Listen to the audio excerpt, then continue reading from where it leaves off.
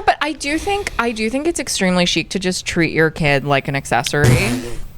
To just like take it to dinner. Yes. And like leave it there. It'll sort itself out. I'm Glennis LaRoe, comedian, perfect woman, and certified sad girl. I'm on a mission to meet and interview sad girls like me and destigmatize mental illness, all in the hopes of feeling a little bit better by any means necessary. We're all going through it. Let's go through it together. And remember, it's okay to be sad, girl.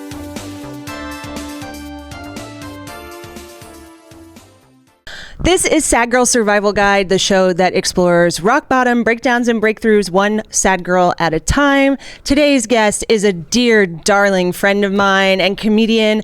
Please give it up for Lucy Chow. Hello.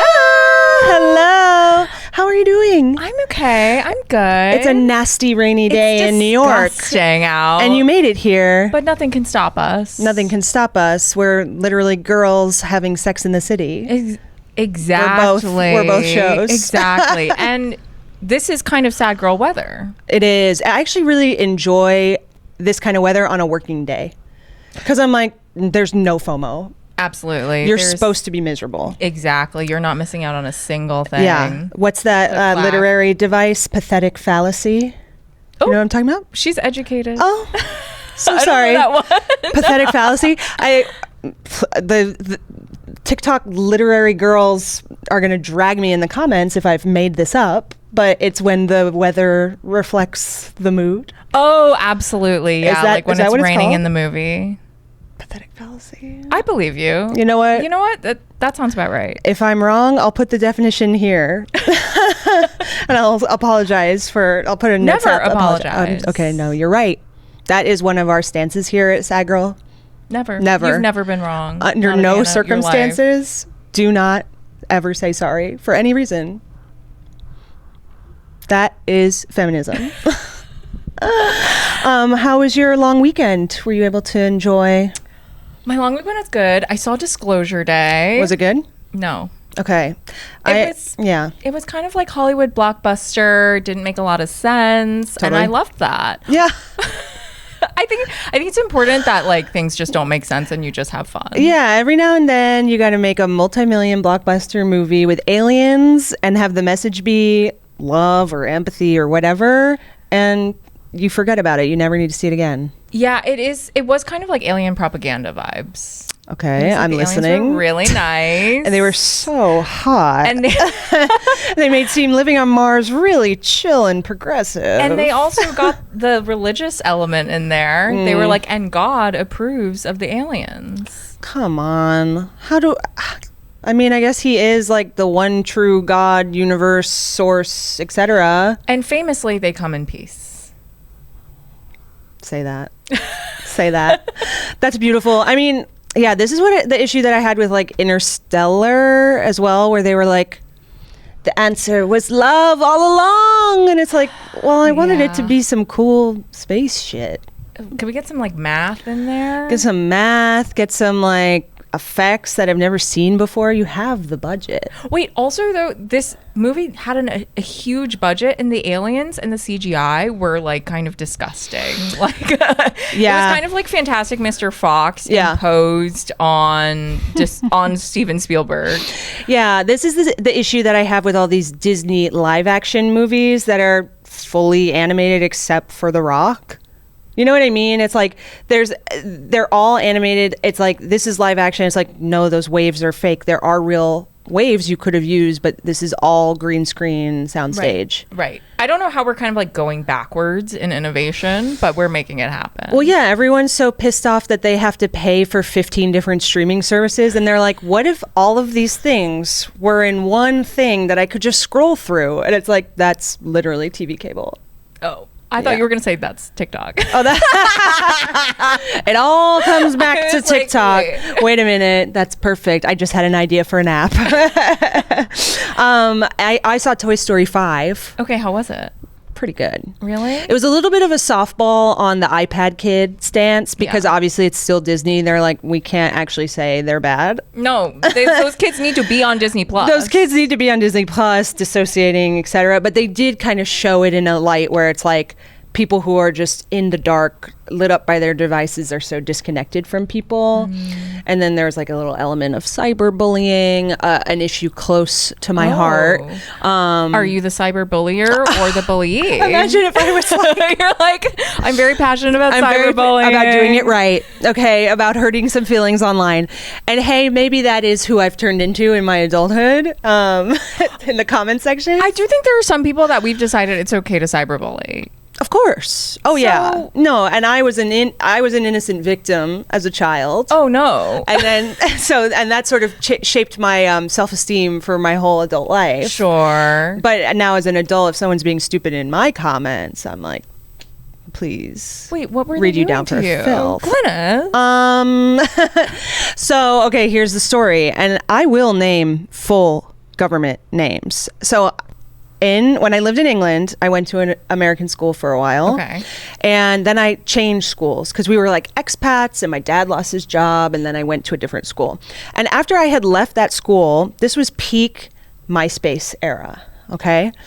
And I was like looking at MySpace from people from my other school, my previous school. So, and by this time I had been out of that school for like a few months. So like, get my name out of your mouth. I'm living rent free in your head. And someone, Michael Connell, commented on Eloise Nevin's photo, Eloise Nevin, saying, "Oh my God, you look like Glennis in that photo, just not as fat." And then, I'm that bitch. I'm not even tagged here, okay? I'm just seeing this. This was like before anybody had any sort of like decorum. I don't think they know that I saw this. God. It was just, I was just catching strays.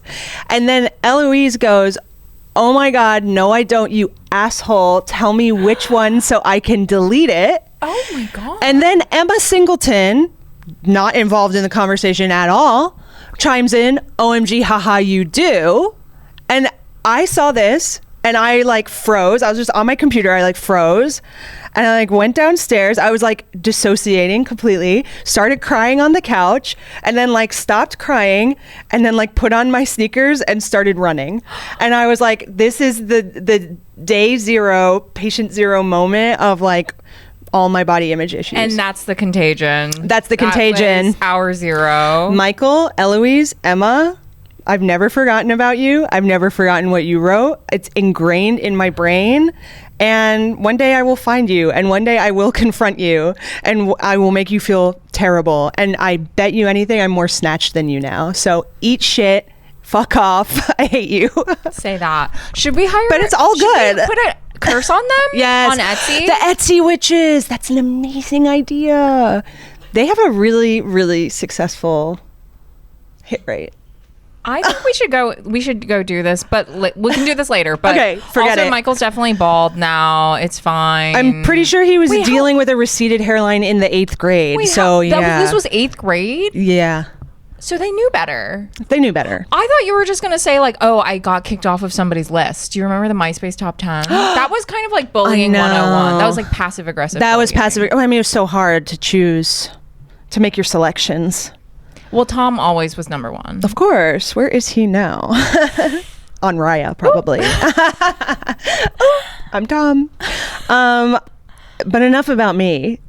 What makes you sad, girl? What makes me sad? Okay, so I prepared a couple. Okay. I was going to be like, I have a funny one and a sad one, but now I think that they both might be sad. That's fine. That's fine. On second thought. Okay. I believe in us to make it funny. Okay, my first one is what makes me sad is actually being happy. Okay, so stay with me. Like, being happy makes me sad because then it makes me think about how I'm not going to be happy forever. Right. And that the sadness will end, or the happiness will end, and that the happiness will end because something bad will happen that will make me sad. So for example, when I was a kid, I grew up in North Carolina.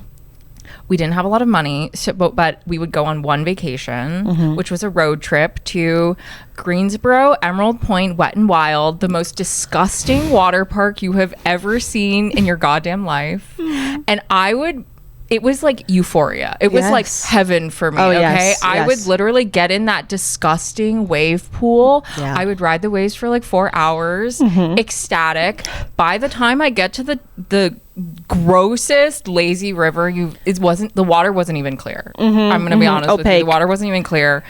I would get in the lazy river, I would be so happy, I would just start crying. And then my parents would take us to Cece's Pizza, and I would cry while I ate my favorite pizza, the macaroni and cheese Cece's Pizza, because I was so happy. You were overjoyed. Sad. You were overjoyed. You were like, I never want this moment to end. I was overstimulated. And then I tried to talk to my mom about it, and she was like, yeah, that happens. Oh. So it is hereditary. Oh, that's so funny. Wait, I went to the like Orlando Wet and Wild, and I think I had like a similar euphoria of like, I never want this to end. Of course, like you get home, you're stinking of chlorine. Like your skin is peeling off. Your eyes are bright red. I used to have such a bad reaction to the chlorine. Like my stepmom was like putting ice cubes on my eyelids. God. And I was like, this was the best day of my life. Literally. I was like, I've never been happier. Oh, but I feel like that, I mean, there is such a thing as like crying from joy because you're just so overwhelmed.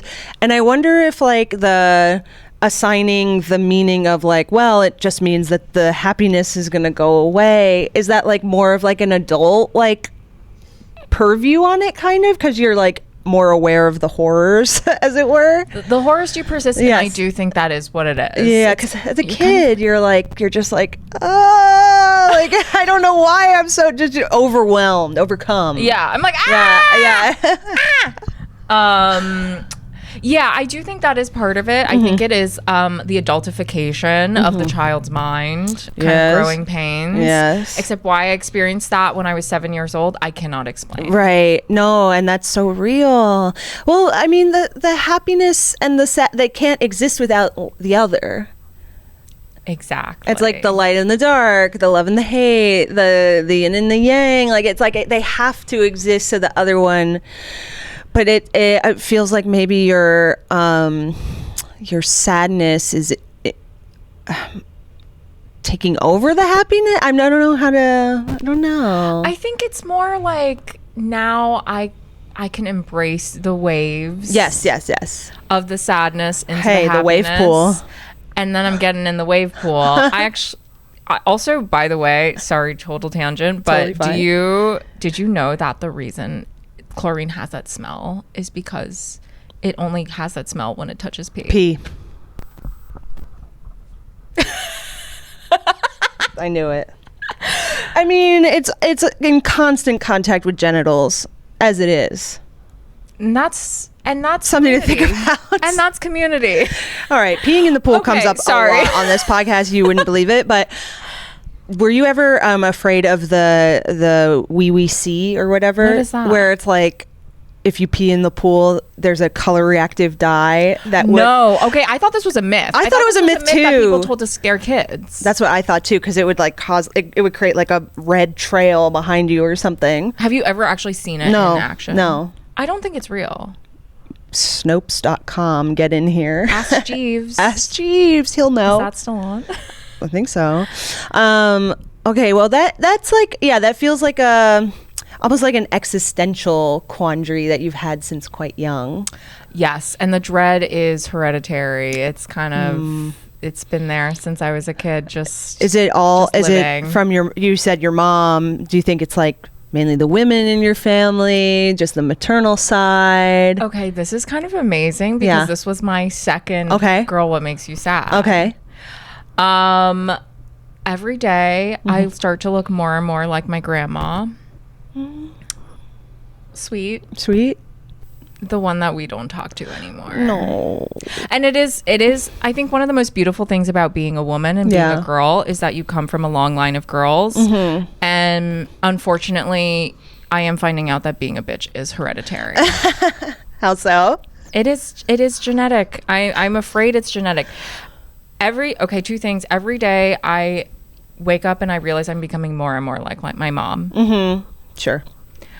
Like when I was growing up, she would always be like laying on the couch. Wait, I'm kind of realizing things as I'm saying It's not the last thing being about dread, and then me being like, my mom was always laying on the couch. Yeah, and I was kind of like, girl, what's going on? And now I'm like, one day you'll get it. So tired. I know, and now I do get it. I know, and we're not even moms yet. No, and I'm always saving good plastic bags. I do have a big tote with a lot of bags in it. There you go. Mm-hmm. And then my grandma is an absolute narcissist. We literally don't talk to her anymore. Oh. My mom personally immigrated to the US to get away from her. Oh no. And so it's kind of scary to see her reflected in me, but that's also the beauty of being a woman. Yeah. But it's just a physical resemblance, you're saying? Or no, sometimes I'll say something that's like super bitchy and I'll be like, that was her. That was her. That wasn't me, that was her. But maybe that only comes out like during your luteal phase or something. You're like, ugh, I'm feeling so luteal grandma right now. I can't be responsible for what I say when I'm in my luteal phase. I just can't. No. That is like when demonic possession overcomes a woman's body and we can do crime. Yeah, that's fine. It's like, what is the thing... The way I like keep making references and then I'm like, what is the thing that... No, that's fine. Make the reference. Is it like The Conjuring, the day where you can do anything? The Purge. Mm-hmm. And then there's like now like a sex purge movie where it's like there's only one. That. Oh, is it good? No, I haven't seen. I've seen the trailer. Oh. Dua Lipa's husband. Husband. They had the most insane meet cute. Did you hear about the story how they met? The book. They're reading the same book. They're on the same page of the same book. It's so sweet. But then I'm actually kind of souring on them a little bit because I saw this TikTok interview of Callum Turner's ex-girlfriend. And she was like, no, he always thought it was so like cringe that like people would call the paparazzi on themselves and like be in the limelight with their like significant other and like all this stuff. And then he's like with Dua, and now he's like splashed all over the front pages. Well, of course, but like he bagged Dua Lipa. That's true. And like, if I was marrying Dua Lipa, I would also feel that way. Cut that part out. I don't want to slander Dua Lipa. I'm sorry. No. I'm sorry, Dua. I didn't mean it. No, I take it back. This is a growth moment. That was my grandma. Your grandma hates Dua Lipa. There you go. She hates women. What's your grandma's story like right now? Like what is she doing? Where is she? She is probably just being a huge bitch somewhere. A huge cunt somewhere. And if I focus really hard, I think I can connect with her on a different plane and access that level of cunt. She has like her own like cunt Wi-Fi signal that only you can tap into. Satellite. Cunt satellite. And not in a good way. No. Wow. Yeah. Okay, well, enough about her. Okay, well, I think it is kind of beautiful what you said about like women come from a long line of girls, because we're all just girls trying our best. And some of us happen to have personality disorders or undiagnosed mental illness, especially the earlier generations. I'm not defending or justifying anything your grandma has done. I'm not sure. No, but it's okay. I think she's like they lived through wars and shit. It's like, okay, I don't know what was going on with you, but I guess she made it out alive. Yeah. And live to see another day to be a huge bitch. Exactly. She's just bullied. The kids that bullied you. Yes. It's like that. It's her. 10. It's her. That's bad. I'm sorry. Her spirit infiltrated Michael's mind. That's kind of what we're talking about. Wow. Here. He logged into the bitch satellite and said, how can I be pure evil today? Possessed. To someone who is no longer doesn't even go here. She doesn't even go here. That's me. Why are you bringing me up? You're obsessed. She knew, because she knew we were gonna speak. We were gonna speak in 20 years. Yeah, literally. That's right. That's oh my grandma. God, it was 20 years. Aging. Like 20 years ago. How do you feel about getting older? Being a woman? I feel very mixed about it. I think I always am like, oh, I'm totally okay with it. Getting older is so amazing. It's like, it's such a privilege to age, and like I'm never gonna get work done. I'm just getting wiser and happier and more in my groove. And then every year on my birthday, without fail, I cry in the shower. Of course. It just comes. That's good. It's scary. No, it's good for it to come out, I think. You're processing that we're on like the mortal coil against our will. Yes. Without our consent. Yeah, and I think the thing that really scares me is not me getting older. It's everybody around me getting older. Yeah, it freaks me out too. I would love for everybody else to just stay exactly as they are. Yeah, and I have this feeling too of like feeling like I haven't gotten older, but then seeing like, oh, my baby cousin is having a baby. Like, wait, like what? No. That's baby can't have baby. You're a baby. You're a toddler. Biologically impossible. You're a little girl much younger than me.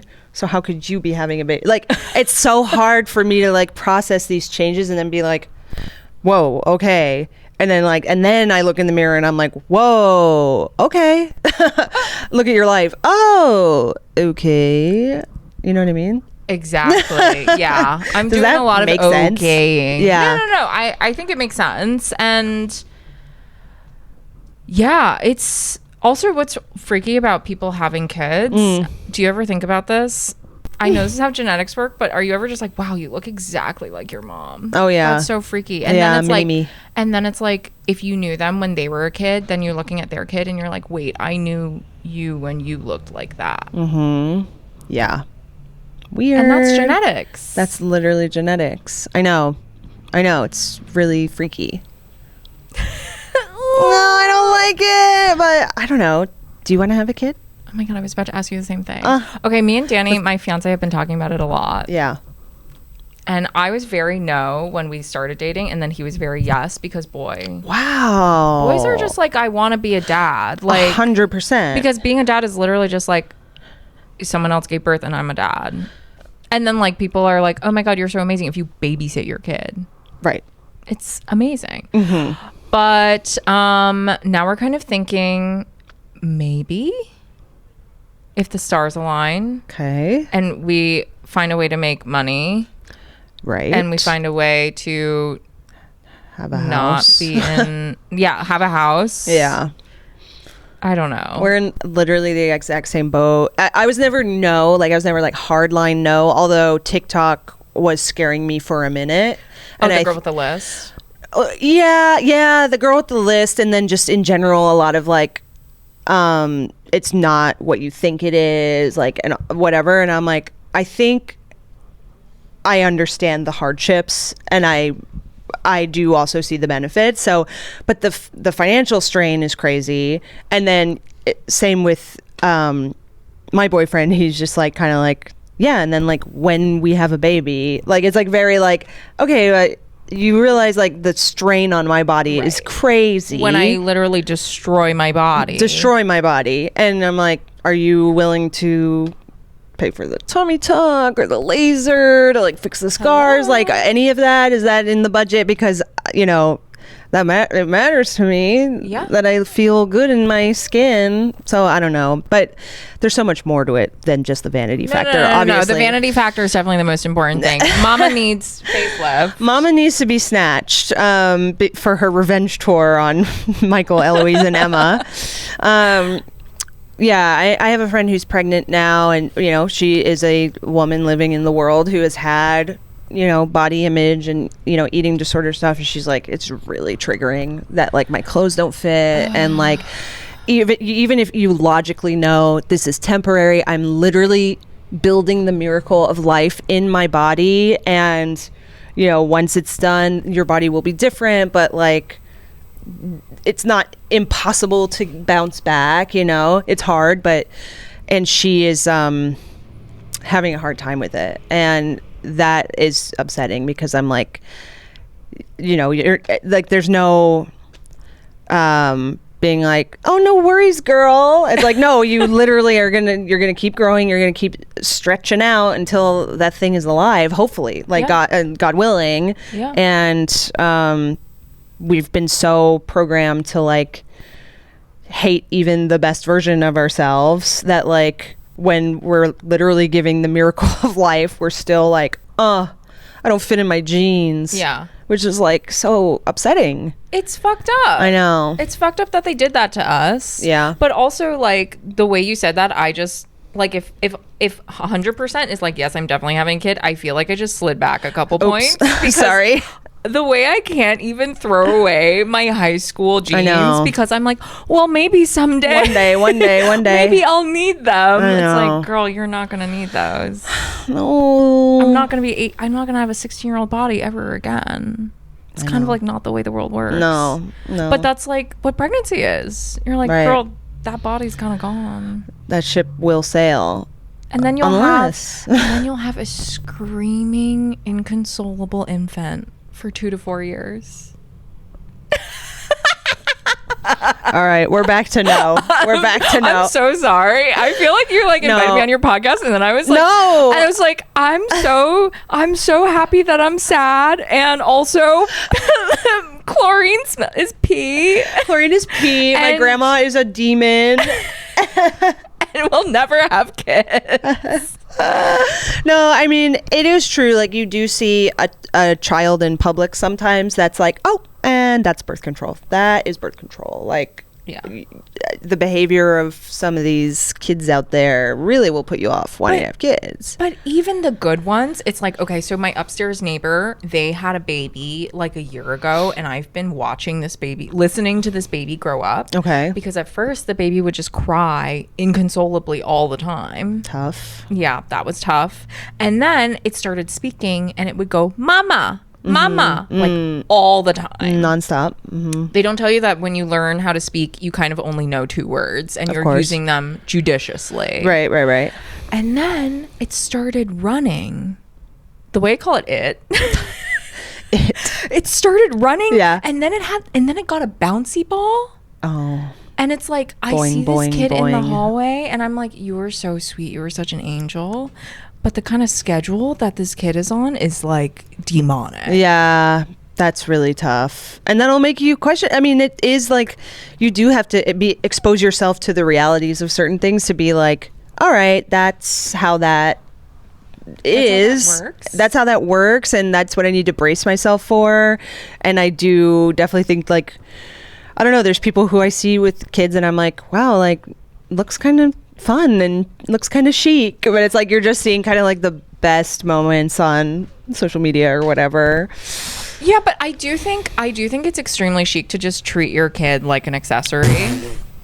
To just like take it to dinner. Yes. And like leave it there. It'll sort itself out.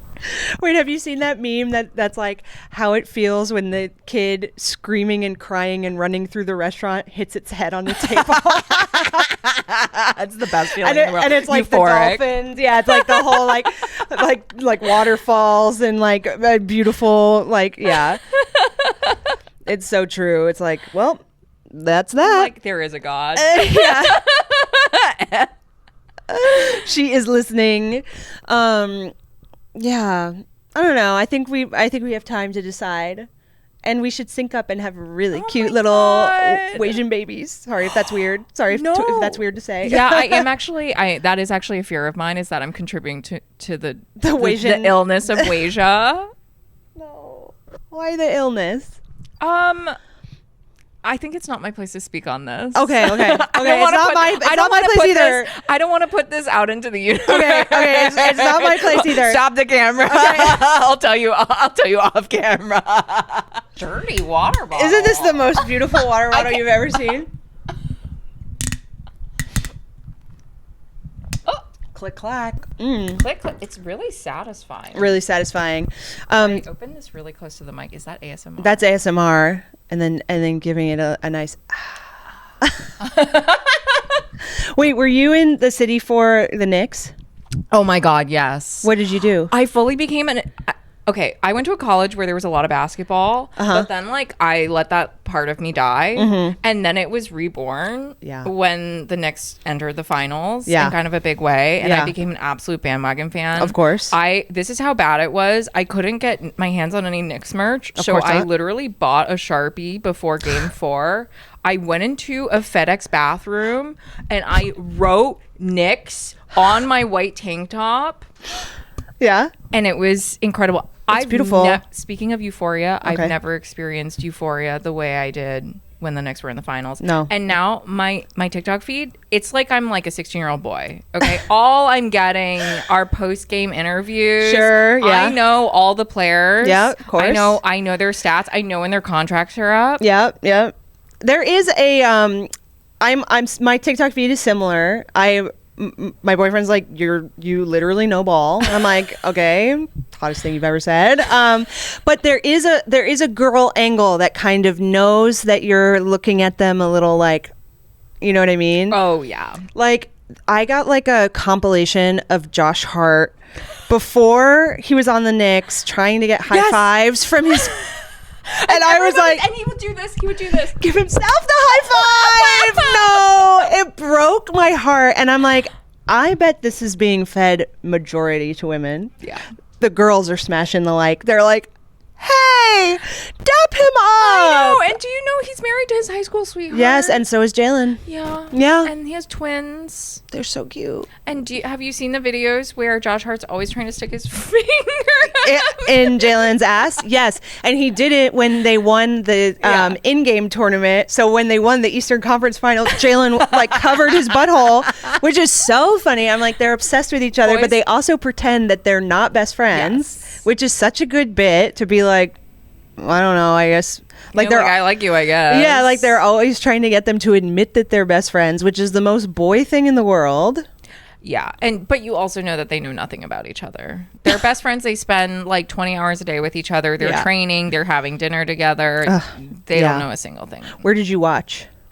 I watched at a brewery in Brooklyn. Okay. Oh, but also there was this whole thing where game 1 and 2, I watched it at home and I was knitting, and we won. I was playing Animal Crossing. Game 3, we didn't. We went to a bar. We lost. That's also Trump's fault, but yeah. Okay, yeah. Game 4, we started a bar. Halfway through, I'm like, no. This does not feel right. We're 29 points down. Halftime, I run home. I'm running down the street. I run home. I get my knitting. I sit down on the couch. I knit. As I'm knitting, points start going up, baby. Wow. Game 5. You knit for Knicks. Game 5, I brought the knitting to the bar. I didn't knit until the 4th quarter. And I have to say, Jalen Brunson does not know what I've done for him. That's amazing. Wow. And did you knit a Knicks thing? I knit a mitten, but I'm buying a Knicks patch to go on it. That's amazing. That's my Knicks mitten. Wow. I also fucked up the stitching really bad when we started winning. That's kind of you're kind of like, and that's when we started winning. Well, if you want that mitten to get back to Jalen Brunson, I think I can get it to him. My boyfriend plays basketball with Tyler Kolick's basketball coach. Whoa. So he sometimes is at those games. Unfortunately, that mitten is made for a very tiny hand. He has a little girl. Lucky mitten. It'll be Jordan's purse, the lucky mitten. There you go. Wow, that would be awesome. That would be really cool. Let's make it happen. I wish they played basketball in the winter. Wait, they do. They do. So they do. So they do. It just gets fun in the summer. Yeah. Okay. Yeah. And I know a lot about basketball. Of course you do. I knew that. You can name the full starting lineup of the Knicks. I can. You can. Jalen. Yeah. Jalen, Mikhail, Josh, Kat. Oh my God, who was it? He had the tip in. Oh, OG Anunoby. Anunoby. That was amazing. Wow. I do know ball. We did it. You know ball. Congratulations. Thank you. Ball. Yeah, that was pure ecstasy. Hopefully the euphoria of the Knicks didn't get you sad. Oh my God. You know what? It didn't. So you know what? I have grown. You've grown. I've grown. You've grown, and there'll be another playoffs where you can just kind of be in your joy, girl. I love basketball. I love sports, and that's my truth. I will speak on it. Let's go. I bought a pink basketball, so let's go shoot around. Oh, hell yeah. Lucy, thank you so much for being my guest. I feel closer to you as a result of this interview. Same. Thank you so much for letting me totally ruin the vibe. No, you didn't. What vibe was there to ruin? Everything has been on a high vibe since the Knicks, so you can't shake that. You're just one woman. You can't ruin that. Is there anything you want to plug or promote, or where can listeners/viewers follow you?